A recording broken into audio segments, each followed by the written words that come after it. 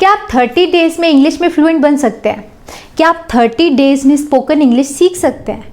ये एक ऐसा सवाल है जिसका जवाब हर एक ऐसा स्टूडेंट जानना चाहता है जो इंग्लिश सीख रहा है, और जानना चाहिए भी। अगर आपने कोई जर्नी स्टार्ट की है तो आपको पता तो होना चाहिए कि कब आपको आपका डेस्टिनेशन मिलने वाला है, कब आपकी जर्नी एंड होगी, तभी इंटरेस्ट बना रहता है। मेरे पास भी बहुत सारे ऐसे स्टूडेंट्स के कमेंट्स आते हैं कि मैम हम 30 डेज़ में इंग्लिश सीख सकते हैं क्या? हम ऐसा कौन सा कोर्स करें कि हम 30 डेज़ में इंग्लिश सीख जाएं? हम बिगनर हैं। तो इंग्लिश के साथ जो 30 डेज़ वाला टैगलाइन चला आ रहा है उसने सबको बड़ा कंफ्यूज रखा है।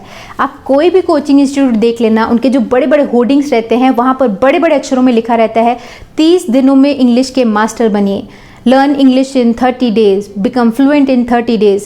या फिर आप कोई भी कोर्सेज देख लेना, अमेजोन पर बुक्स देख लेना, 30 दिनों में बनिए इंग्लिश के मास्टर। यानी 30 दिन और इंग्लिश, ये ऐसा कॉम्बिनेशन है जो बड़े लंबे समय से चला आ रहा है और जिसका जवाब आपको जानना चाहिए, जो कि इस वीडियो में मैं आपको देने वाली हूँ।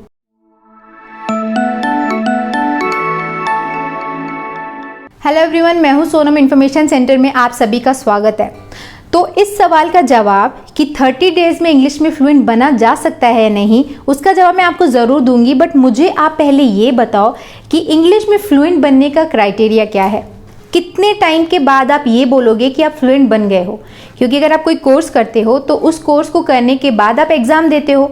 एग्ज़ाम पर आपके मार्क्स पर बेस्ड डिसाइड होता है if you pass the examination और यू फेल्ड, फिर हम बोलते हैं okay you mastered the subject.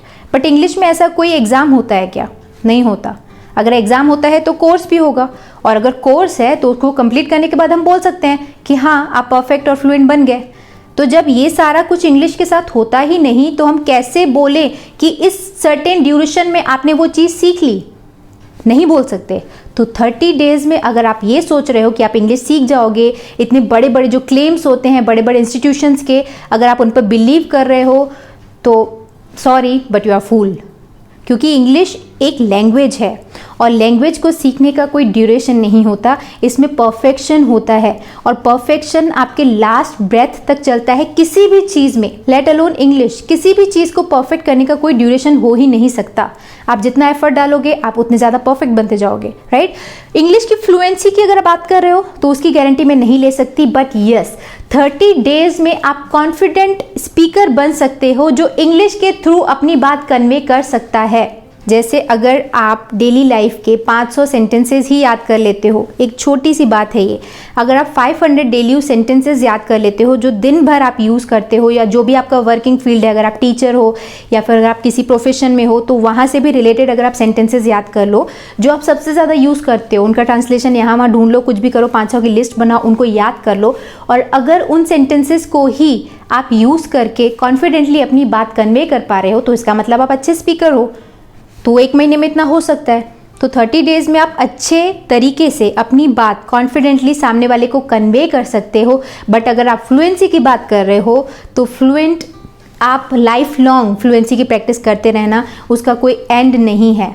मैं भी प्रैक्टिस कर रही हूँ, हर एक इंसान। ये जो बुक रीडिंग चलती है, जो हम लोग पॉडकास्ट लगा के सुनते रहते हैं, वो इसीलिए ही है क्योंकि किसी का, इंडियंस का खास करके फर्स्ट लैंग्वेज इंग्लिश नहीं है, तो इसमें मास्टर या फ्लुएंट बनने का कोई क्राइटेरिया ना होने की वजह से हम नहीं बोल सकते हैं कि हम कब फ्लुएंट बनेंगे। बट येस, हम अच्छे स्पीकर बन सकते हैं, अपनी बात कॉन्फिडेंटली कन्वे कर सकते हैं। तो 30 डेज़ का अगर आप टाइमलाइन ले रहे हो अगेन, तो आप एक 500 सेंटेंसेस की लिस्ट बनाओ, उनको बोल बोल के प्रैक्टिस करो और उनको डेली लाइफ में इम्प्लीमेंट करो। इतना करने के बाद आप 30 डेज़ में, अगर वही हमारा बेंचमार्क है, तो इन 30 डेज़ में आप बहुत अच्छी अच्छी आदतें अपने अंदर डेवलप करो। Develop some very useful habits जो आपकी इंग्लिश को अच्छा करेंगी, फ्लुएंट बनाने में हेल्प करेंगी। Again fluent is just a word, right? आपको क्या करना है इन 30 डेज़ में, अगर आप डेली कोई भी पॉडकास्ट सुनने की आदत डाले रहे हो, आप कुछ भी कर रहे हो, जैसे अभी मैंने गूगल पॉडकास्ट सुनने की आदत डाली है, जैसे इफ़ आई एम कुकिंग और मैं कोई काम कर रही हूँ तो मैं ईयरपॉड्स लगा के कोई भी पॉडकास्ट सुनते रहती हूँ, राइट? तो ऐसा हर कोई अपने अपने आप को इम्प्रूव करने के लिए प्रैक्टिस किए जा रहा है, आप भी करिए। तो इन 30 डेज़ में आप बहुत कुछ सीख सकते हो, आप एक कॉन्फिडेंट इंग्लिश स्पीकर बन सकते हो। और फ्लुएंसी की कोई परिभाषा नहीं है, वो लाइफ लॉन्ग प्रोसेस है जो चलता रहेगा, राइट तो आई थिंक आपको आपका जवाब मिल चुका है। अगर आप 30 डेज़ का टाइमलाइन लेके चल रहे हो तो इन 30 डेज़ में बहुत अच्छी अच्छी हैबिट्स डेवलप करो। डेली इंग्लिश से रिलेटेड कुछ ना कुछ प्रैक्टिस करो, पॉडकास्ट सुनो, कुछ कुछ पढ़ो, अच्छी अच्छी बुक्स पढ़ने की आदत डाल लो। एक एक घंटा भी पढ़ोगे तो बहुत होता है। इन 30 डेज़ में अगर आपने इतना कुछ कर लिया, 500 सेंटेंसेस को लर्न करके, 500 यानी जो आपसे रिलेटेड हो, जो आप ज़्यादा यूज़ करते हो, जो आपके बोलचाल में यूज़ होते हो, उनको याद करके अगर आपने प्रैक्टिस करने की आदत डाल ली तो 30 डेज़ में एक बहुत अच्छे स्पीकर आप बन सकते हो। राइट तो आई थिंक ये वीडियो आपके लिए हेल्पफुल था। इस वीडियो से आपको आपका जवाब ज़रूर मिल गया होगा कि आप कितने जल्दी इंग्लिश सीख सकते हो।